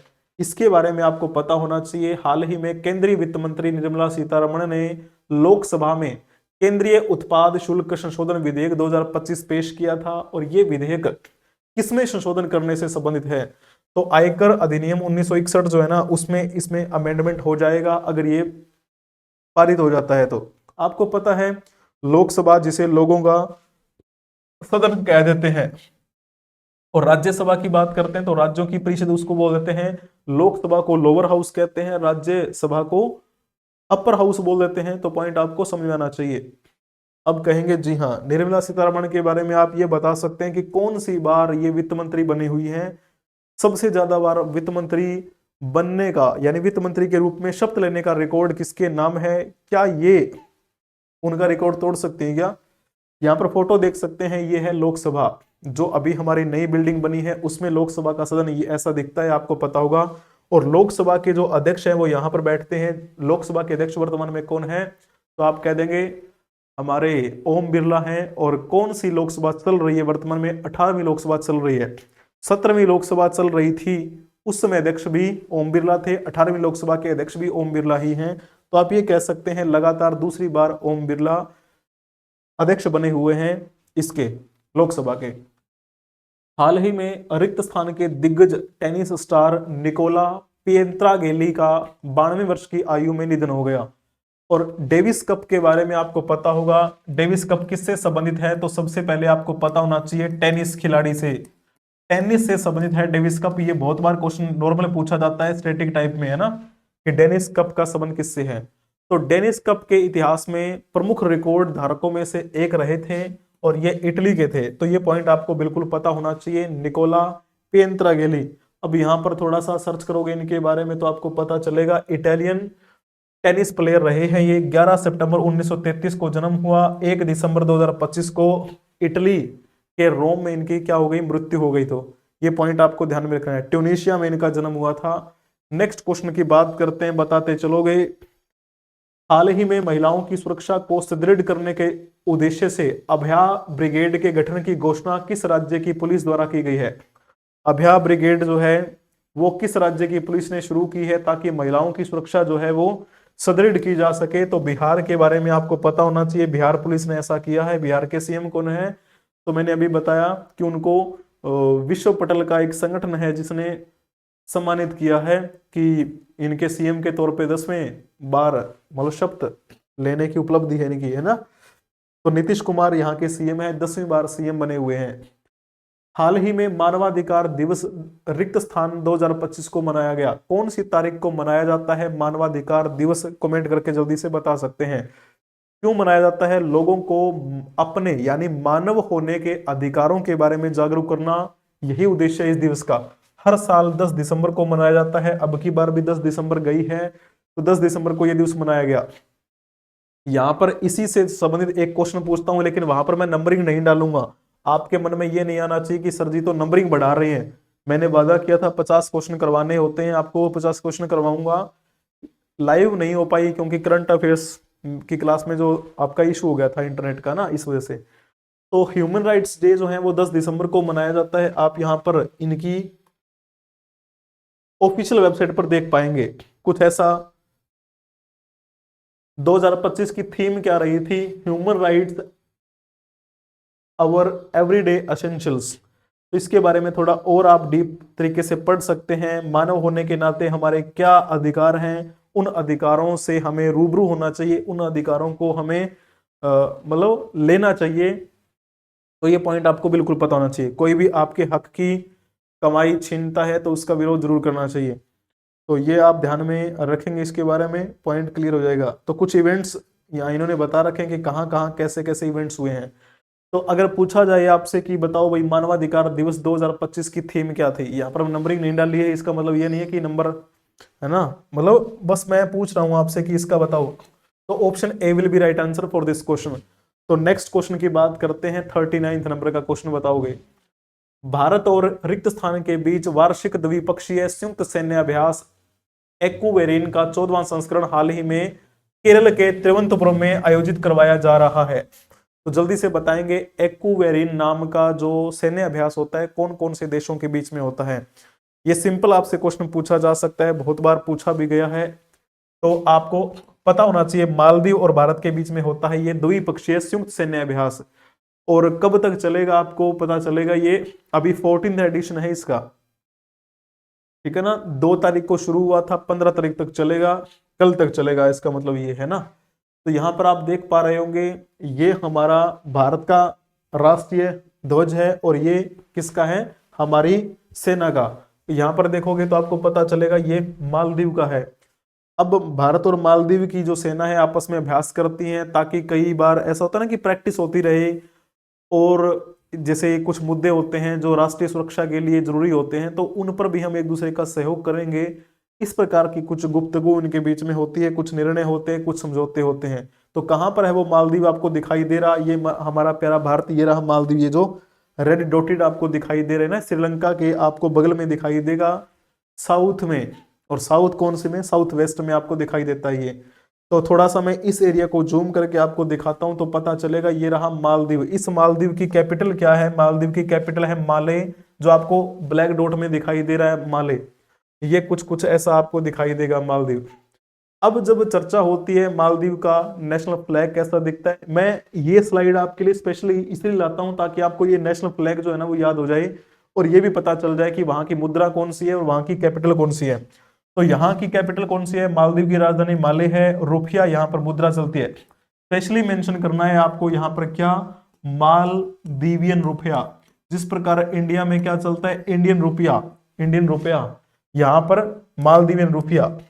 21 सितंबर 1965 को ये यूएन का मेंबर बना। यूएन का हेडक्वार्टर कहां पर बना हुआ है, आप कहेंगे सर जी न्यूयॉर्क में बना हुआ है, यूएसए में है वो न्यूयॉर्क। और इस यूएन की स्थापना जब 1945 में हुई थी तब इसमें 51 सदस्य देश थे, आज वो संख्या बढ़कर 193 हो गई है। तो ये पॉइंट भी आपको पता होना चाहिए। नेक्स्ट क्वेश्चन की बात करते हैं, बताओ हाल ही में सुप्रिया साहू अतिरिक्त मुख्य सचिव पर्यावरण जलवायु और वन विभाग रिक्त स्थान ने संयुक्त राष्ट्र पर्यावरण कार्यक्रम 2025 का champions of the earth award जीता है। Champions of the earth award किसके द्वारा दिया जाता है, तो आपको पता होगा यूएनईपी के द्वारा दिया जाता है। तो अब की बार यूएनईपी यानी यूनाइटेड नेशन एनवायरनमेंट प्रोग्राम, तो इन्होंने अब की बार किसे सम्मानित किया है, तो तमिलनाडु में जब जाएंगे ना तो वहां पर आपको सुप्रिया साहू दिखाई देंगी, जो कि आईएएस हैं, और ये एडिशनल चीफ सेक्रेटरी की भूमिका निभा रही हैं ये तमिलनाडु के environment, climate change and forest department में। क्लियर है ना, इसको थोड़ा ध्यान से पढ़ोगे तो आपको समझ में आ जाएगा, कोई दिक्कत नहीं है। सुप्रिया साहू की आप फोटो भी देख सकते हैं, ये सुप्रिया साहू जब इनको सम्मानित किया गया था इससे champions of the earth award, ठीक है ना, अच्छा खासा इन्होंने अपना योगदान दिया है इस धरती को धरती बनी रहने देने के लिए। सॉरी। तो ये देखो कुछ इस प्रकार से, तो ये है यूएन एनवायरमेंटल असेंबली। तो वो सम्मानित जब इनको किया गया था तो बहुत सारी महिलाएं और हैं जिनको सम्मानित किया गया था, ये देखो कई दूसरे देशों की, लेकिन हमारे लिए ये जरूरी है ये नाम। सॉरी। नेक्स्ट क्वेश्चन क्या है, हाल ही में अमेरिका ने किस देश को प्रस्तावित न्यू G20 सूची से बाहर कर दिया है और इसके स्थान पर पोलैंड को शामिल किया है। तो आपको पता होना चाहिए दक्षिणी अफ्रीका जो है ना उसे बाहर कर दिया है अमेरिका ने, क्योंकि आपको पता है अगली बार G20 का सम्मेलन जो है कौन सा होने जा रहा है, अपना 2026 में होने जा रहा है। कहां पर होगा, ये मियामी नाम की जगह पड़ती है वो की मियामी, और ये मियामी है कहां, फ्लोरिडा में है, फ्लोरिडा यूएसए में। तो अब की बार यूएसए के फ्लोरिडा के मियामी में होगा G20 शिखर सम्मेलन। तो अब की बार इन्होंने कहा कि हम दक्षिण अफ्रीका को बाहर कर देते हैं क्योंकि इनकी नीतियां अच्छी नहीं है, इस वजह से बाहर कर रहे हैं, और हम पोलैंड को शामिल करते हैं। तो पोलैंड को शामिल कर लिया है अमेरिका ने अब की बार। आपको पता होगा इससे पहले 2025 का जो अभी हाल ही में हुआ है ना G20 शिखर सम्मेलन, कहां पे हुआ है, जोहान्सबर्ग में हुआ है। जोहान्सबर्ग कहां पर है, ये अभी तो हुआ है नवंबर में ही, है ना, जोहान्सबर्ग में दक्षिण अफ्रीका में। चलो मैं थोड़ा सा आपको बताता हूं, पहले ये देखो कहां पर होने जा रहा है, अमेरिका में होने जा रहा है, अमेरिका के फ्लोरिडा में होने जा रहा है, और फ्लोरिडा के भी मियामी में। तो जब आप सर्च करते हैं ना इसका मैप, अमेरिका का यूएसए का मैप सर्च करते हैं तो आपको पता चलता है कि जो हमारा नॉर्थ अमेरिका कॉन्टिनेंट है ना उसमें एक देश है ये यूएसए, और इस यूएसए का कुछ पार्ट ये है, कुछ पार्ट ये आपको ध्यान में आएगा, और कुछ पार्ट यहां पर आपको रेड डॉट में दिखाई देगा। Point clear.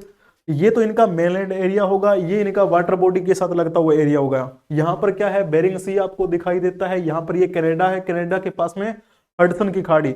बहुत बार क्वेश्चन पूछे जाते हैं बेरिंग सी कहां पर है, हडसन की खाड़ी कहां पर है, लेकिन हमें ध्यान में रखना है अभी हमारा मुद्दा क्या है, यूएस को समझना। मैं इस एरिया को थोड़ा जूम करके आपको दिखाता हूं ताकि आपको समझ में आए। ये मैंने जूम कर दिया, तो इस यूएसए को जब जूम करते हैं ना, तो यहां पर ये देखो, ये फ्लोरिडा लिखा हुआ, और इस फ्लोरिडा के यहां पर ये है मियामी, ये मियामी लिखा हुआ है, शायद आपको थोड़ा ध्यान में आएगा। ये ब्लैक से मैंने उसके ऊपर सर्कल किया, MIAMI उसको बोल देते हैं। इसकी कैपिटल क्या है यूएसए की, वाशिंगटन डीसी इसकी कैपिटल है। जॉर्ज वाशिंगटन नाम के पहले राष्ट्रपति हुए थे, उन्हीं के नाम पर इस शहर का नाम रखा गया है वाशिंगटन डीसी, जो इस यूएस की कैपिटल है। और आपको मैं बार बार बोलता आया हूं थोड़ी देर पहले कि बताओ भाई यूएन का हेडक्वार्टर कहां पर है, तो मैंने कहा इस न्यूयॉर्क में है, यूएन का हेडक्वार्टर यहीं पर है। तो चलो थोड़ा इसको और समझते हैं। इसका नेशनल फ्लैग कैसा दिखता है, अमेरिका का ऐसा दिखता है। राजधानी वाशिंगटन डीसी, लोकेशन मैंने बता दी। आधिकारिक मुद्रा क्या है, यहाँ पर अमेरिकी डॉलर चलते हैं, और अमेरिकी डॉलर जो है भारतीय रुपए के मुकाबले कितना ज्यादा हो गया है, तो ये बहुत बड़ी बात है, अभी ट्रेंड में न्यूज रही थी। 24 अक्टूबर 1945 को यूएन का मेंबर बना। यूएन के जो संस्थापक सदस्य देश हैं उनमें से नाम आता है इसका। और ये देखो, अभी मैं क्या बोल रहा था, G20 का सम्मेलन होने जा रहा है मियामी में 2026 का। अब ये होगा, अब आपका दिसंबर में हो गया, दिसंबर 2026 में होगा। ये नवंबर 2025 में अभी हाल ही में हुआ है साउथ अफ्रीका में। और उससे भी पहले का कहां पर हुआ था, 2024 का दिसंबर में हुआ था ब्राजील में, रियो डी जेनेरियो उसको बोल देते हैं। रियो रियो इसको बोलते हैं रियो समिट। इसको क्या बोलते हैं, इसको बोलते हैं जोहान्सबर्ग समिट। इसको क्या बोलेंगे, मियामी समिट ऐसे बोलेंगे। ठीक है, ये पॉइंट आपको थोड़ा ध्यान में रखना है, अगर आपको समझ में आया है तो बहुत ही बढ़िया। ठीक है, तो कौन से नंबर का एडिशन रहेगा ये मियामी वाला, तो आप ये कह सकते हैं ये 21वां G20 सम्मेलन रहेगा। ये जो अभी हाल ही में हुआ है 20वां था, और जो ब्राजील में हुआ था पिछले साल 2024 में वो 19वां था। कुछ झलकियां मैं दिखा देता हूं आपको ताकि समझ में आएगी चीजें। ये है G20 साउथ अफ्रीका का समिट, जिसमें सभी नेता आए हुए थे, G20 से संबंधित जो भी नेता हैं। यहाँ पे देखो भारत के प्रधानमंत्री नरेंद्र मोदी भी आपको दिखाई दे रहे हैं, क्लियर है, कोई दिक्कत नहीं होनी चाहिए। ये अभी जो नवंबर में हुआ है उसकी फोटो है। इससे भी पुरानी फोटो एक और दिखा देता हूं मैं आपको, यानी ब्राजील वाली दिखा देता हूं, जहां रियो डी जेनेरियो समिट हुआ था। इसमें भारत के प्रधानमंत्री आपको यहां पर दिखाई दे रहे हैं। ठीक है, क्लियर है, कोई दिक्कत नहीं है। यहां पर भी सारे अधिकारी यहां पर शामिल हुए थे। चलो जी, नेक्स्ट क्वेश्चन की बात करेंगे, बातें बताते चलो, दोस्तों के साथ इसे शेयर करते चलो। अभी भी 8 क्वेश्चन आपके पास बाकी हैं।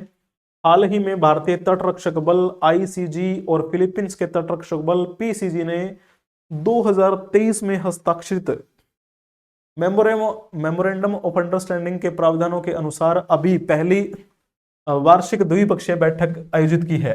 देखो, एक समझौता हुआ था फिलीपींस के तटरक्षक बल और भारत के तटरक्षक बल के बीच में, कब की बात है, 2023 में मेमोरेंडम ऑफ अंडरस्टैंडिंग पर हस्ताक्षर हुए थे। मेमोरेंडम ऑफ अंडरस्टैंडिंग का मतलब क्या है, फाइनल एग्रीमेंट से पहले का जो एग्रीमेंट होता है ना, वो मतलब एग्रीमेंट बिफोर एग्रीमेंट इसको बोल दिया करते हैं, थोड़ा अच्छे से समझने के लिए। तो उसके अकॉर्डिंग अभी हाल ही में दिसंबर में इन्होंने मीटिंग आयोजित की थी मनीला में। तारीख आप मुझे कमेंट करके बता देना कंफर्म करके, कहां पर है ये मनीला। मनीला आपको पता है ये फिलीपींस की कैपिटल है। ये हमारा प्यारा भारत दिखाई दे रहा है, और ये आपका मनीला फिलीपींस है ना। तो थोड़ी दिन पहले यहाँ पर टाइफून कालमेगी आया हुआ था, जिसकी वजह से भारी तबाही हुई थी यहाँ इस एरिया में। मनीला में भी काफी कुछ यहाँ पर देखने को मिला था विध्वंस। तो अब जब चर्चा करते हैं मनीला क्या है, कैपिटल है इसकी, मैंने वही स्लाइड लगाई है दोबारा से, ताकि थोड़ा सा ये मैं आपको टाइफून कालमेगी जो है वो रिवाइज करवा सकूं, इसलिए। वरना दोबारा से आज सर्च करेंगे तो आज गूगल पे दिखाई नहीं देगा। फिर धीरे धीरे किस प्रकार से ये टाइफून कालमेगी जो है बढ़ता देखा गया इधर, और ये फिलीपींस आपको दिखाई दे रहा है। फिलीपींस के जब वेस्ट में देखोगे तो वेस्ट फिलीपींस सी इसको बोल देते हैं, और इधर से चाइना आ जाता है तो साउथ चाइना सी यहाँ पर आ जाता है। तो इनका कन्फ्लिक्ट आपको पता है देखने को मिलता है। साउथ चाइना सी जो है ना, यहाँ पर चाइना वाले कहते हैं ये भी हमारा भंडार है, और इनको यहाँ पर काम नहीं करने देते हैं, है ना, रिसर्च नहीं करने देते हैं। तो ये टाइफून कालमेगी एक बार फिर से रिवाइज करवा रहा हूं, थोड़े समय पहले आया, किस प्रकार से विध्वंस मचाया था इसने, आपको पता होगा। अभी फिलीपींस के बारे में आपको पता होगा, फिलीपींस का नेशनल फ्लैग कैसा दिखता है, ऐसा दिखता है, और मनीला इसकी कैपिटल हो गई। फिलीपीनी पैसो यहाँ पर मुद्रा चलती है। 24 अक्टूबर 1945 को क्या हुआ था, ये यूएन का मेंबर बना। फिलीपींस की राजधानी मनीला में किसका हेडक्वार्टर बना हुआ है, आपको पता होगा, जल्दी से कमेंट करके बता दो किसका हेडक्वार्टर है मनीला में, बहुत फेमस है, एक बैंक है, जल्दी से बता दोगे। एडीबी, एशियन डेवलपमेंट बैंक का हेडक्वार्टर कहां पर है, आपको पता होगा, इसी में है। चलो जी, बहुत बढ़िया। नेक्स्ट क्वेश्चन की बात करते हैं, बताओगे। हाल ही में दिल्ली कैबिनेट ने ये घोषणा की है कि भाई अब हमारे प्रशासनिक कार्यों को अधिक कुशलता पूर्वक करने के लिए जो राजस्व जिले हैं उनकी संख्या हम 11 से 13 कर रहे हैं। तो 11 से अब संख्या कितनी हो गई दिल्ली की, 13 जिले हो गए हैं। तो यहां पर जब देखोगे तो आपको पता चलेगा, साउथ ईस्ट ये पहला जिला, ओल्ड दिल्ली दूसरा, तीसरा नॉर्थ है, चौथा न्यू दिल्ली, पांचवा जिला सेंट्रल, छठा जिला सेंट्रल नॉर्थ, साउथ वेस्ट सातवां जिला, outer north, north west, north east, east, south और वेस्ट। तो अब ये कितने जिले हो गए टोटल, टोटल अब 13 जिले हो गए हैं। आप मुझे कमेंट करके बता सकते हैं क्या कौन से 2 जिले हैं जिनको अब न्यू शामिल किया गया है।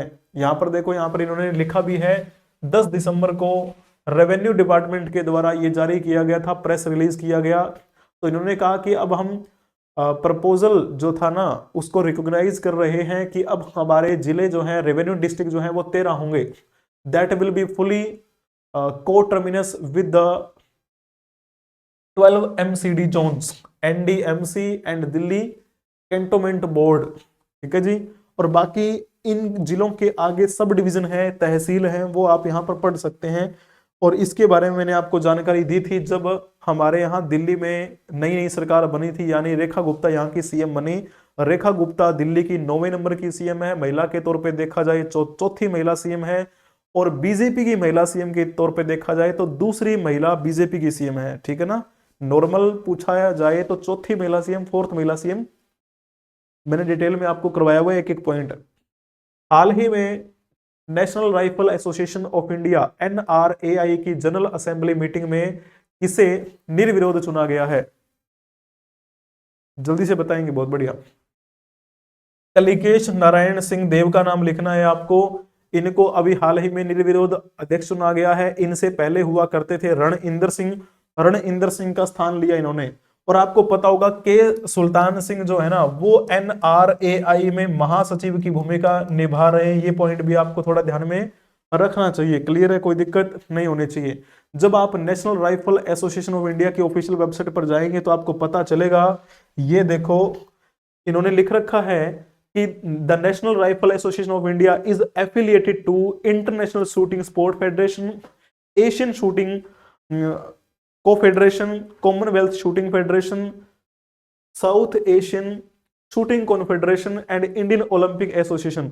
ये जो हमारा national rifles association of India है ना, ये इन सब के द्वारा एफिलिएटेड है।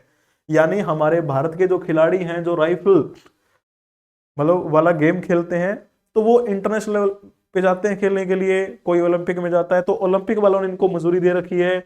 कोई एशिया लेवल पे जाता है तो एशियन शूटिंग कॉन्फेडरेशन ने इनको मंजूरी दे रखी है कि चलो भाई ठीक है। तो इस प्रकार से विश्व पटल पे अच्छी पहचान छोड़ रहा है हमारा भारत का ये संस्थान, ठीक है। यहाँ से स्टूडेंट मतलब खिलाड़ी जाते हैं इंटरनेशनल लेवल पे अच्छा प्रदर्शन करते हैं। अभी एक ऑप्शन में आपने देखा होगा, Shri Kalikesh Narayan Singh is the president and Shri K Sultan Singh is the secretary general of this association. तो ये पॉइंट आपको ध्यान में रखना चाहिए। इंडिया जो एक स्टडी प्रोग्रेस है इंडिया की, है ना, स्थिर प्रोग्रेस जो हो रही है, इसमें इनका अहम योगदान रहा है। 1994 से 1994 से ये काम कर रहा है, बहुत बढ़िया। और हमारे भारत के जो शूटर्स हैं उन्होंने बहुत सारे मेडल जीते हैं इंटरनेशनल लेवल पे, चाहे ओलंपिक गेम्स हो, चाहे वर्ल्ड चैंपियनशिप हो, चाहे कॉमनवेल्थ हो, चाहे एशियन गेम्स हो या एशियन चैंपियनशिप हो, सब में भारत का डंका बजा है। इसका अहम योगदान है इसमें, ठीक है। और we have a network of 53 affiliated state associations and units. तो ये इन्होंने अपने ऑफिशियल वेबसाइट पर बताया हुआ है। चलो जी, नेक्स्ट क्वेश्चन के बारे में बात करते हैं, बहुत बेहतरीन। हाँ जी, मैं समय ज्यादा न लेते हुए आपको जल्दबाजी में करवा रहा हूं स्पीड में, ताकि आप रिकॉर्डेड जब देखोगे तो बोर नहीं होगे, इसलिए। हाल ही में भारत ने ऑपरेशन सिंदूर से प्राप्त अनुभवों के आधार पर रिक्त स्थान देश से अतिरिक्त satellite linked Heron M K second मानव रहित हवाई वाहनों के लिए नए आपातकालीन खरीद आदेश जारी किए हैं। तो भारत अब क्या करेगा, आपको पता है ना, भारत और पाकिस्तान का अभी एक युद्ध हुआ था और भारत ने कौन सा ऑपरेशन चलाया था, ऑपरेशन सिंदूर। ऑपरेशन सिंदूर में इजराइल देश से लाए गए कुछ हथियार थे, हमने चलाए वहां पे, और हमें ठीक लगे, इसलिए अभी उन्हीं अनुभवों के आधार पे, उन्हीं एक्सपीरियंस के आधार पे हम दोबारा से क्या करेंगे, इसराइल से ये यूएवीज मंगाएंगे। इसका मतलब क्या है, यहां पर आपको ध्यान में आएगा, अनमैन्ड एरियल व्हीकल्स, यानी जिसमें मानव नहीं बैठेगा, बिना मानव के चलेंगे, ऐसे व्हीकल्स हम यहां पर लाने वाले हैं। और for additional satellite linked Heron M K second इसको नाम दिया गया है, जो कि आपको ध्यान में रखना है। अभी थोड़े दिन पहले आपने देखा कि भारत में अपने रूस के राष्ट्रपति आए हुए थे, नाम है उनका व्लादिमीर पुतिन। तो कुछ समझौते हुए हैं, तो भारत और अब रूस जो है उन्होंने एक लक्ष्य रखा है कि हम 100 अरब डॉलर तक का व्यापार करेंगे, 100 अरब डॉलर तक का लेन देन हुआ करेगा हमारा 2030 तक। और उम्मीद है कि 2030 से ही पहले पहले हम ये लक्ष्य प्राप्त कर लें, ऐसी ये बातचीत हुई है। तो ये देखो कुछ फोटोज मैं आपको दिखा रहा हूं, भारत के प्रधानमंत्री और रूस के राष्ट्रपति व्लादिमीर पुतिन की। यहाँ पर आपको और अधिकारी दिखाई दे रहे हैं, ये हमारी श्रीमती द्रौपदी मुर्मू जी हैं, जो कि राष्ट्रपति हैं हमारे भारत की। ये किस प्रकार से एक फोटो उन्होंने डाली थी, आप यहाँ पर देख पा रहे होंगे। क्लियर है, कोई दिक्कत नहीं होनी चाहिए आपको। अब कहां पर है रूस, आपको दिखाई देता है, ये देखो रूस की जो क्षेत्रफल है बहुत बड़ा आपको दिखाई दे रहा है ना। क्षेत्रफल की दृष्टि से सबसे बड़ा देश कौन सा है, कमेंट करके बता देना, और दूसरा सबसे बड़ा देश कौन सा है वो भी बता देना। ये हमारा प्यारा भारत रहा, ये चाइना, ये मंगोलिया। रशिया की जब चर्चा करते हैं तो रशिया का ये जो हिस्सा है ये यूरोप के साथ लगता है, और रूस का और यूक्रेन का तो युद्ध आपको पता है लगातार अभी चल भी रहा है ना। तो ये भी पॉइंट आपको पता होना चाहिए। अब जब ये भारत रहा, ये रूस है, ठीक है ना। अब रूस के बारे में आपको पता होगा, रूस का नेशनल फ्लैग कैसा दिखता है, ऐसा दिखता है। राजधानी मॉस्को जो है इसकी, वो भी आपको ध्यान में रखनी है। रूस में मुद्रा क्या चलती है, रूसी रूबल। भारत में भारतीय रुपया, रूस में रूसी रूबल। यूएन की सदस्यता कब ग्रहण की थी, 24 अक्टूबर 1945 को ये यूएन का मेंबर बना। कहने का मतलब ये है कि जब उस समय ये यूएसएसआर के नाम से जाना जाता था उस प्राचीन समय में, और बाद में 1991 के बाद से ये रूस कहा गया, क्योंकि इसके टुकड़े हो गए थे। 24 अक्टूबर 1945 को यूएन का मेंबर बना। यूएन का हेडक्वार्टर कहां पर है, तो आप कहेंगे सर जी हेडक्वार्टर इसका है न्यूयॉर्क में। न्यूयॉर्क कहां पर है, यूएसए में। नेक्स्ट क्वेश्चन की बात करेंगे, हालांकि यहां पर मैंने नंबरिंग नहीं डाली है, बस इसी क्वेश्चन के अंदर ही मैंने कई क्वेश्चन आपको करवा दिए हैं। रूसी राष्ट्रपति व्लादिमीर पुतिन की भारतीय यात्रा के दौरान दोनों देशों के बीच कितने समझौते हुए, 16 समझौते हुए, ये बात याद रखना। एक पॉइंट और देख लो, इंडिया रशिया का ट्रेड फोरम हुआ था, यानी इनकी एक मीटिंग हुई थी 5 दिसंबर 2025 को, जिसमें भारत के प्रधानमंत्री और रूस के राष्ट्रपति बैठे हुए दिखाई दे रहे हैं, है ना। चलिए जी, ये देखोगे उस मीटिंग की कुछ फोटो, उस फोरम की फोटो आप यहां पर देख पा रहे होंगे, 16 समझौते हुए दोनों देशों के बीच में। अब हाल ही में भारतीय डाक विभाग ने, यहां पर भी मैंने नंबरिंग नहीं डाली है, हाल ही में भारतीय डाक विभाग ने अंतरराष्ट्रीय ट्रैक्ड पेक्ड सेवा के लिए किस देश की पोर्टल सर्विस के साथ समझौता किया। तो ये भी आप थोड़ा ध्यान में रख लेंगे। रूस की जो एक सेवा है, रूस रशियन पोर्टल उसको बोल देते हैं, रशियन पोस्टल सर्विस। तो उसके साथ भारतीय डाक विभाग ने समझौता किया है कि भाई हम अंतरराष्ट्रीय स्तर पे आयात निर्यात किया करेंगे, और उनको ट्रैक किया जा सकेगा, जो भी पैकेट हम यहां से भेजेंगे या वहां से मंगवाएंगे, तो अंतरराष्ट्रीय स्तर पे ये भी। यहां पर भी मैंने नंबर नहीं डाला। भारत ने रूसी नागरिकों के लिए किस प्रकार की वीजा सुविधा की घोषणा की है, जल्दी जल्दी से बातें बताते चलिए। 1 मिनट होल्ड रखना थोड़ा, मैं अभी आया। हाँ, आप इसका जवाब दो।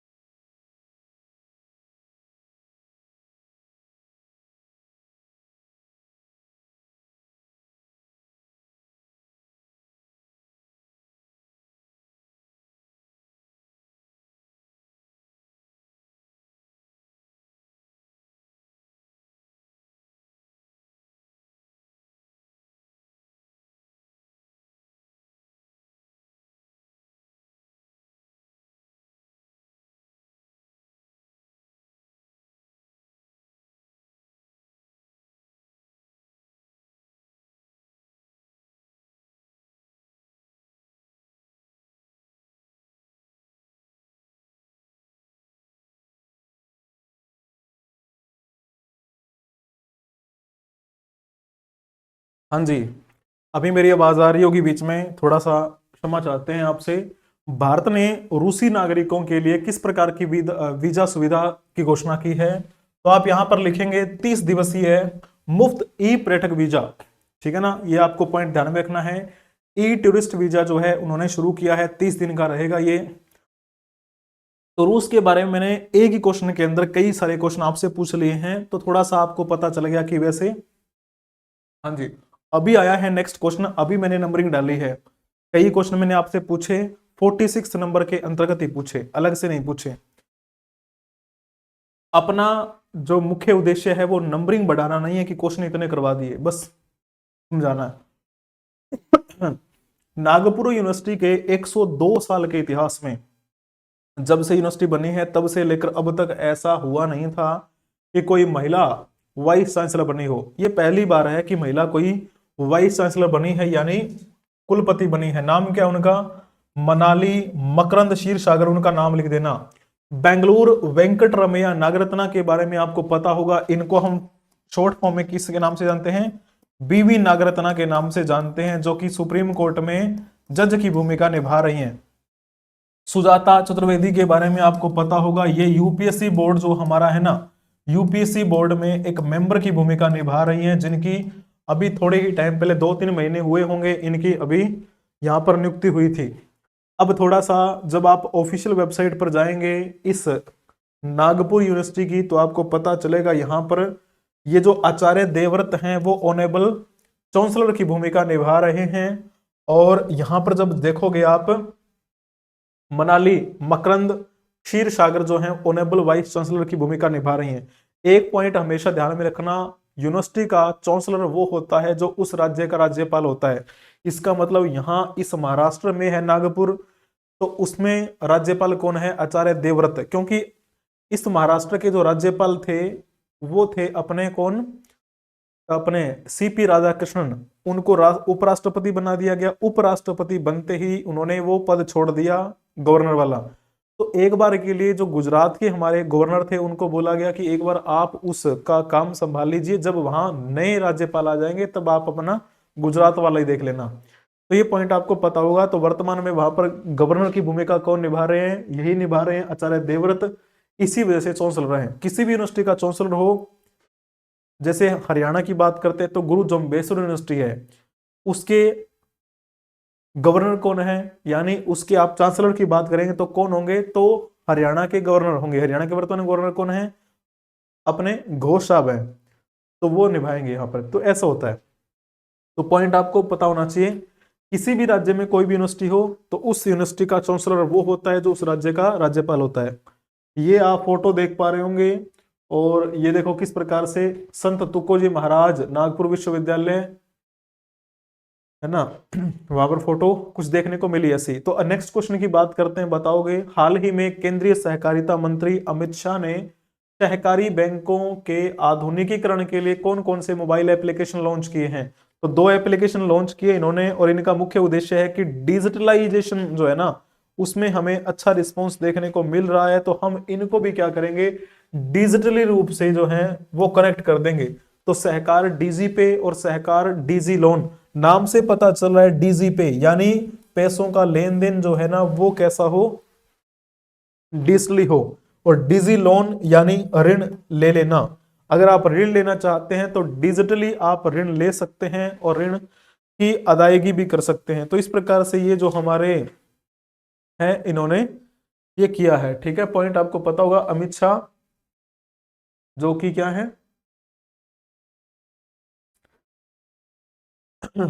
अब नेक्स्ट क्वेश्चन की बात करते हैं, बताओगे। बहुत अच्छा क्वेश्चन है ये, 49वां नंबर का क्वेश्चन।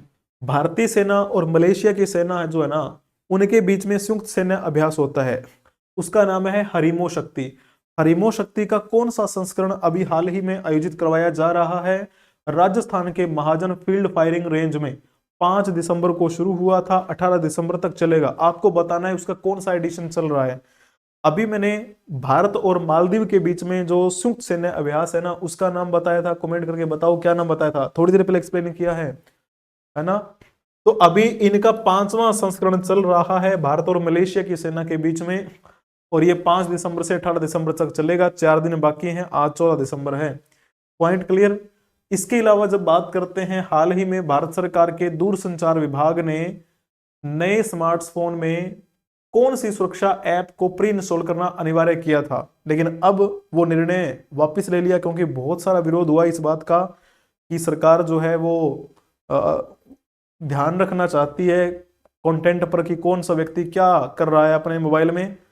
तो इस वजह से जो डिपार्टमेंट है उन्होंने कहा कि चलो भाई हम ये आदेश वापस लेते हैं।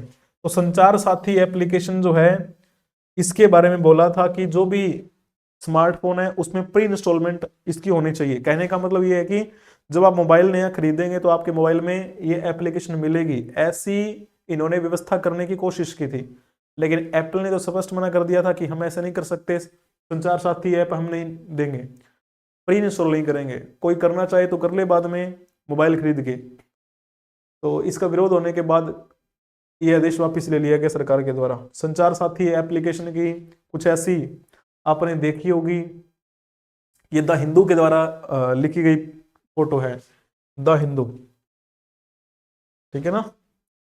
चलो जी, बहुत बढ़िया है। अब नेक्स्ट क्वेश्चन के बारे में बात करते हैं। तो ये आपका 50 क्वेश्चन तो मैंने करवा दिए हैं, ये 51वां नंबर का क्वेश्चन आपका होमवर्क का क्वेश्चन रहेगा, आपको बताना इसके बारे में हाल ही में जेरूसलम मास्टर्स शतरंज टूर्नामेंट 2025 का खिताब किसने जीता। इसके अलावा 52वां नंबर का क्वेश्चन जो है वो भी आपको होमवर्क के लिए दिया जाता है। मैंने कहा ना 50 क्वेश्चन मैं एक्सप्लेन करूंगा, 3 क्वेश्चन आप करके लाएंगे, यानी क्लास एंड होने के बाद इसका जवाब देंगे। हाल ही में पूर्वी क्षेत्र के किस राज्य में भारतीय सेना ने अपना पहला community radio station radio Dirang शुरू किया है, और उसका नाम है 88.4 FM, 88.4 FM। तो ये फर्स्ट कम्युनिटी रेडियो स्टेशन है भारत का, जो कि भारत के पूर्वी क्षेत्र साइड में आपको देखने को मिलेगा। कहां पर किया गया, ये भी होमवर्क का क्वेश्चन। और एक क्वेश्चन और है 53rd नंबर का क्वेश्चन। 3 क्वेश्चन आपको होमवर्क के लिए दे रहा हूं, जब क्लास एंड हो जाए तो उसके बाद इनका जवाब देना है आपको, ठीक है। चाहे आप फेसबुक से देख रहे हो, चाहे आप यहां पर देख रहे हो यूट्यूब पे। हाल ही में रिक्त स्थान के शोधकर्ताओं ने निम्न पीएच सीमेंट, यानी लो पीएच जो वैल्यू होती है ना सीमेंट की, उसमें माइक्रोब्स का यूज करके परमाणु कचरे को सुरक्षित करने की एक अभिनव विधि विकसित की है। तो कौन सी यूनिवर्सिटी के ऐसे रिसर्चर हैं, कौन सी यूनिवर्सिटी के ऐसे शोधकर्ता हैं जिन्होंने ये विधि विकसित कर ली है कि वो न्यूक्लियर वेस्ट को सुरक्षित करेंगे। तो ये भी क्वेश्चन है। 3 क्वेश्चन आपको मैंने होमवर्क के लिए दे दिए हैं। आप हमें किसी भी सोशल मीडिया प्लेटफॉर्म के माध्यम से फॉलो कर सकते हैं। मैंने बहुत कम समय में आपको अच्छा कंटेंट प्रोवाइड करवाया है। हालांकि मेरी उम्मीद थी, मैं लगभग 2-2.5 घंटे लेता हूं क्लास के हमेशा, ताकि मैं आपको अच्छे तरीके से एक्सप्लेन कर पाऊं। अभी आप तो मेरे साथ में थे नहीं कमेंट में, मुझे पता था मुझे रिकॉर्डेड बोलना ही बोलना है ना। तो इस वजह से थोड़ी वैसे स्पीड तेज हो गई, और कुछ वैसे समय, क्योंकि मुझे पता है रिकॉर्डेड देखोगे तो आप बोर जल्दी हो जाते हो ना, इसलिए। तो लाइव क्लास में थोड़ा एक्सप्लेनेशन होती है, आती है, आप कुछ पूछते हो तो मैं थोड़ा और बताता हूँ, कुछ और बात निकल कर आती है, तो क्लास थोड़ी लंबी चल जाती है। आप हमें किसी भी सोशल मीडिया प्लेटफॉर्म के माध्यम से फॉलो कर लीजिएगा। व्हाट्सएप पर अपने 2 चैनल बने हुए हैं, दोनों चैनल को फॉलो कर लीजिए। दोनों जगह अलग अलग कंटेंट आपको मिलता है। एक पर आपको ज्ञान की बातें मिलती हैं जो आपके एग्जाम पॉइंट ऑफ व्यू से इंपॉर्टेंट है। दूसरे व्हाट्सएप चैनल पे आपको वो न्यूज मिलती है जो कि आपका पेपर कब होगा, किसी का रोल नंबर आ गया, किसी का रिजल्ट अटका हुआ है तो उसकी इंफॉर्मेशन प्रोवाइड करवा दी, ऐसी सूचनाएं आपको वहां मिलती हैं। इसी प्रकार टेलीग्राम पर भी 2 चैनल मिले हुए हैं। टेलीग्राम पर एक चैनल है जिस पर विजय भारत सर ऑफिशियल, जिस पर आपको ओनली क्विज मिलते हैं, और एक वो है जिस पर आपको पीडीएफ मिलती है, जैसे इस क्लास की पीडीएफ मिलेगी, और करंट अफेयर्स की न्यूज मिलती है सिंपल वे में, अच्छे तरीके से व्यवस्थित रूप से लिखी हुई। तो सारी बातें अलग अलग हैं। यहाँ इन चारों को फॉलो कर लीजिए, आपको चारों जगह ही अलग अलग कंटेंट मिलेगा, सेम कंटेंट नहीं मिलेगा। जब भी आपका मन हो टेलीग्राम खोलना है तो टेलीग्राम पे अलग चीज देखने को मिलेगी। ऐसा नहीं है कि मैंने 4 बना दिए, चारों जगह सेम कंटेंट है, उसका तो फिर फायदा ही क्या है ना। तो इसके अलावा फेसबुक पे आप हमें फॉलो कर लीजिए, ट्विटर एक्स पर फॉलो कर लीजिए, इंस्टाग्राम पर फॉलो कर लीजिए, मौज हिप्पी जो शेयर चैट किसी भी पर भी फॉलो कर सकते हैं आप हमें। और ये व्हाट्सअप चैनल के अलावा, टेलीग्राम चैनल के अलावा यूट्यूब तो आपका है ही, यूट्यूब पर तो आपको क्लास लाइव मिलती ही है। यूट्यूब की कम्युनिटी पोस्ट में जाइएगा, एक बार आप सारे के सारे क्वेश्चन करके देखिए, आपको आनंद ना आए तो कहना, क्योंकि मैंने एक्सप्लेनेशन बहुत बेहतरीन तरीके से आपको प्रोवाइड करवा रखी है। वो एक्सप्लेनेशन जो है आपके काम आएगी, मुझे पक्का पता है। और ये पीडीएफ आपको कहाँ मिलेगी? EduRohi24 सर्च करना है टेलीग्राम चैनल पे, वहां पर आपको मिल जाएगी। ये आपका वीकली करंट अफेयर्स का सेशन समाप्त हुआ। आज था संडे, संडे को हमने कर दी क्लास ये। Thank you so much. किसी भी कॉम्पिटिटिव एग्जाम की तैयारी कर रहे हो जहां पर करंट अफेयर्स आपसे पूछा जाता है, तो वो मैंने उसी तरीके से आपको ये समझाया है। ठीक है, सभी को Ram Ram, take care, all the best. जो मैंने क्वेश्चन दिए हैं उनको करना है और शेयर कर दिया करो अपने दोस्तों के साथ। जो भी क्विज मैं प्रोवाइड करवाता हूँ वो क्विज जो आप करने हैं आपको। ठीक है, Ram Ram, take care, all the best.